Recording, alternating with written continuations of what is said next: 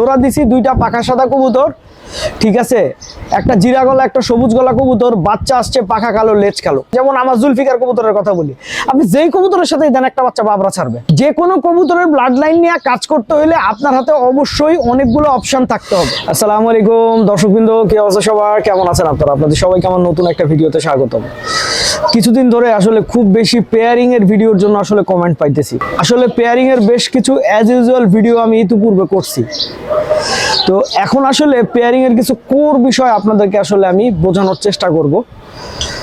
আসলে আপনি দুইটা ভালো রেজাল্ট করা কবুতরও যদি একসাথে পেয়ার দেন, বাচ্চা খারাপ হয়, বাচ্চা পড়ে যায়, এর পিছনে বিশাল বড় কারণ আছে ভাই। কারণ ছাড়া এই পৃথিবীতে কোনো কিছু ঘটে না। তো এখন ব্যাপারটা হচ্ছে, পেয়ারিং এর সময় আমি সব সময় একটা কথা বলি যে আপনি যখন একটা কবুতর পেয়ারিং করবেন, আপনাকে বুঝতে হবে এই কবুতরটার মূল কি, এই কবুতরটা আসছে কোন কবুতর থেকে।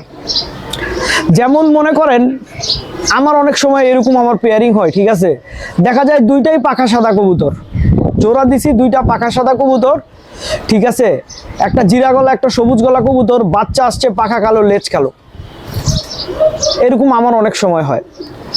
বাচ্চা দিছি দুইটা সবুজ গলা, জোড়া দিছি হচ্ছে দুইটা সবুজ গলা কবুতর, বাচ্চা আসছে খাকি কবুতর। এখন এগুলোর পিছনে কিন্তু কারণ আছে ভাই।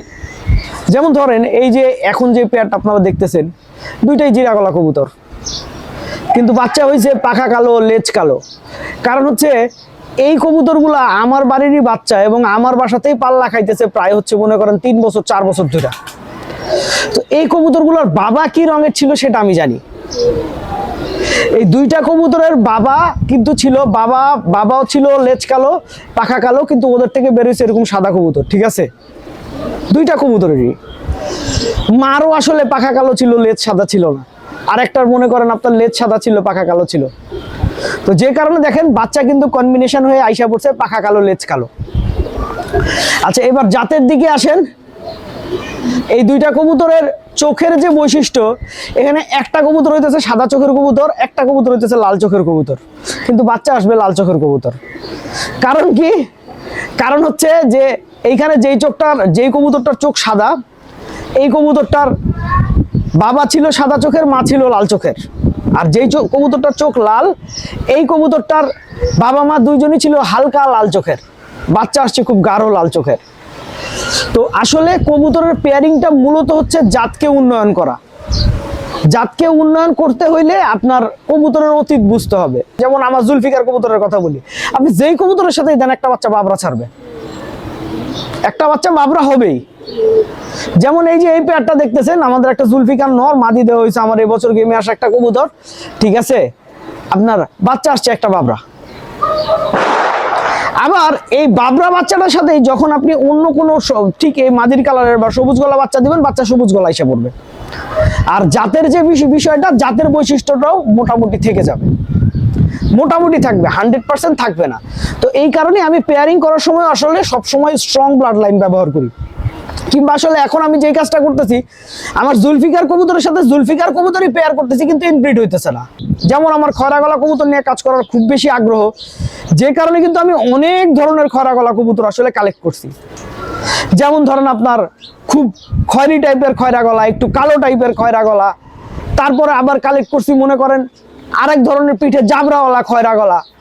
যে কোনো কবুতরের ব্লাড লাইন নিয়ে কাজ করতে হলে আপনার হাতে অবশ্যই অনেকগুলো অপশন থাকতে হবে, তাহলে আপনি জাত বিল্ড আপ করতে পারবেন।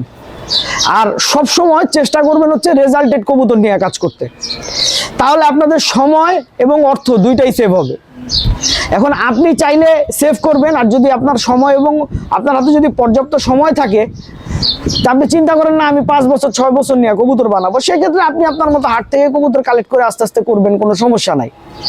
তবে হাট থেকে কবুতর কালেক্ট করার ক্ষেত্রে সবসময় আমি একটা কথা বলি যে ওভার শিওর হয়ে কবুতর কেনা যাবে না, পাবেন না কবুতর। আসলে আপনি একটা কবুতর কিনছেন, ওই কবুতরের ডিম জমবেই এর কোনো গ্যারান্টি নাই ভাই, জমতেও পারে নাও জমতে পারে, এই আর কি। আর অতীত বোঝার একটা ব্যাপার থাকে, সেই অতীতটা বোঝাটা একটু কঠিন হয়ে যায়, যেটা আমি বলতেছিলাম এই ভিডিওতে। তো যাই হোক, আপনারা সবাই ভালো থাকবেন, 5 ওয়াক্ত নামাজ পড়বেন। আসসালামু আলাইকুম।